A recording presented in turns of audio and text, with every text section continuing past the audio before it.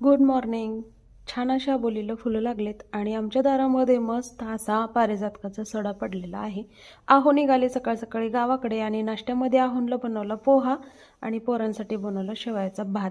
आज आहे रविवार, त्यामुळे फुल एन्जॉय. त्यानंतर तो बालसंस्कार केंद्रामध्ये गेला आणि आम्ही काल डीमार्टमधून जे साहित्य दे ना आणलं आईला, त्यातून हे छोटे छोटे आईला दे ना बिस्किट. प्लीज, दे ना, दे ना, एकच दे, एक एक.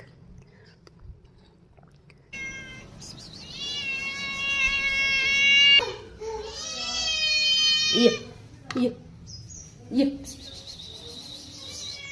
ये. ए महाग आहे बाळा, मनीला दूध पिऊ दे, भूक लागली त्याला. हा पी, हा पी पी दूध पी.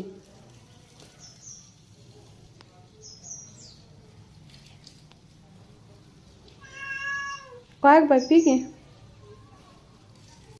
सुट्टीचा दिवस असल्यामुळं भरपूर असे आज कपडे धुवून घेतले आणि त्यानंतर म्हणलं चला आज पनीर बिर्याणी बनवूया आणि छान अशी पनीर बिर्याणीचा मसाला बनवून घेतला आणि शॅलो फ्राय करून घेतले. घरी बनवलेलंच पनीर आहे. मस्त असं भात पण शिजवून घेतला होता सुटसुटीत तडका मारून आणि छान अशी पनीर बिर्याणी तयार आहे. त्यानंतर तूप बनवायचं होतं मला थोडंसंच, कारण आता तूप कमी बनतं आहे दूध कमी झाल्यामुळं, आणि तूप बनवून घेतलं.